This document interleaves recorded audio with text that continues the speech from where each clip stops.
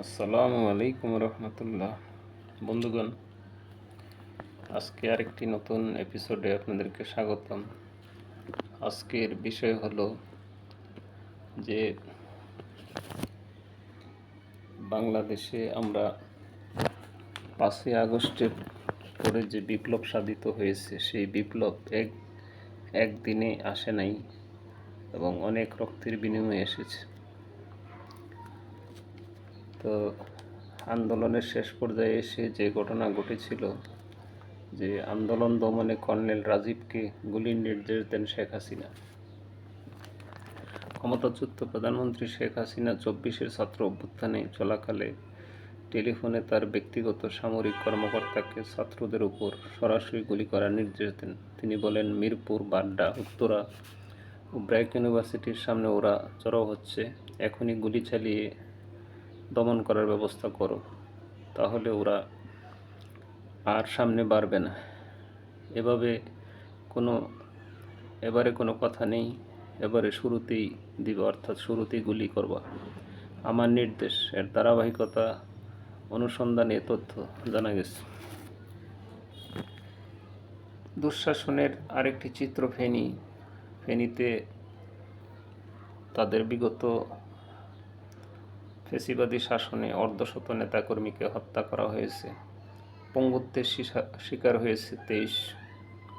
স্বাধীনতার পর থেকে বরাবরই সন্ত্রাসের জনপদ হিসাবে খ্যাত ছিল ফেনী। আয়তনে ছোট হলেও দেশ জুড়ে এই জেলা সবসময় থাকে আলোচনার সমালোচনার ঊর্ধ্বে। স্বৈরশাসক হোসেন মোহাম্মদ এরশাদের শাসনামলে সাবেক মন্ত্রী জাফর ইমামের নেতৃত্বে টাইগার বাহিনী, 96 এর পর জয়নাল হাজারীর স্টিয়ারিং বাহিনী, সর্বশেষ ফ্যাসিস্ট শেখ হাসিনার 15.5 বছরের দাপিয়ে বেরিয়েছে হাজারী বাহিনীর সন্ত্রাসীরা। তাদের অস্ত্রের ঝঞ্ঝানিতে তটস্থ থাকত রাজনৈতিক প্রতিপক্ষ জেলাবাসী। ফেনী ছিল জাতীয়তাবাদী ইসলামপন্থীদের উর্বর ভূমি। এখানে জন্মগ্রহণ করেন বিএনপির চেয়ারপারসন খালেদা জিয়া এবং জামাত ইসলামীর মরহুম মকবুল আহমদ।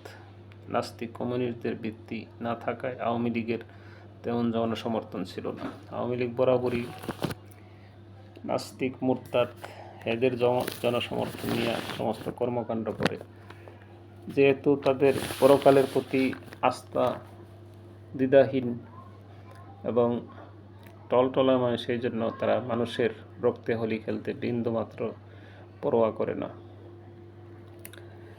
কিন্তু এদেরকে সব বিচারের আওতায় এনে সামনে নির্বাচন বাস্তবায়ন করতে হবে। গণ অভ্যুত্থানের পক্ষের শক্তি হিসাবে পরিচিত অনেক নন ইস্যু বানিয়ে অনেক গুরুত্বপূর্ণ বিষয়কে পাশ কাটিয়ে যাচ্ছে, কিন্তু ডলার কামাইকে প্রাধান্য দিয়ে তিলকে তাল করছেন। ফল হচ্ছে পতিতরা মুচকি হাসি হাসছে, বগল বাজাচ্ছে, গর্ত থেকে মাথা তুলে দাঁড়াচ্ছে। এমনিভাবে বিভিন্ন অর্জন, কিন্তু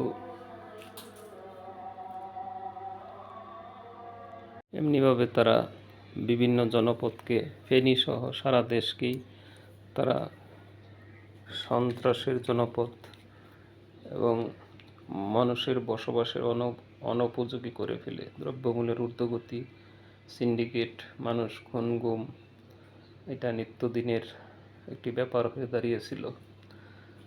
মহান আল্লাহ সেই অবস্থা থেকে পরিত্রাণ দিয়েছেন, শুকরিয়া আলহামদুলিল্লাহ। আল্লাহ যেন এই অবস্থা সামনে অবারিত রাখে, সেজন্য সবারই চেষ্টা সাধনা করা দরকার এবং কোনো অবস্থাতেই পতিত স্বৈরাচার যেন ফিরে না আসে, সেদিকে সবার দৃষ্টি রাখতে হবে। তারা আসলে মানুষকে আবার সেই পায়ের নিচে পিষ্ট করবে, মানুষের অধিকার ভুলুণ্ঠিত করবে। গুম, খুন এগুলি কোনো দিনই বন্ধ হবে না, কারণ তারা এগুলি সবসময় তাদের দলের শুরু থেকে তারা এরকমই করে আসছে। তারা কখনো মানুষকে ইজ্জত সম্মান দিতে জানে না, মানুষের অধিকার দিতে জানে না। তারা মানুষকে হেয় প্রতিপন্ন করে, মানুষকে তারা হাতের মুঠোয় নিয়ে রাখতে চায় এবং সংখ্যালঘিষ্ঠ হিন্দু ধর্মের প্রতি তাদের বৈরী মনোভাব, তাদেরকেও তারা একচাটিয়া ব্যবহার করে এবং তাদেরকে তারা তাদের অধিকার হরণ করে। এভাবেই চলে। সবাই ভালো থাকেন। আসসালামু আলাইকুম।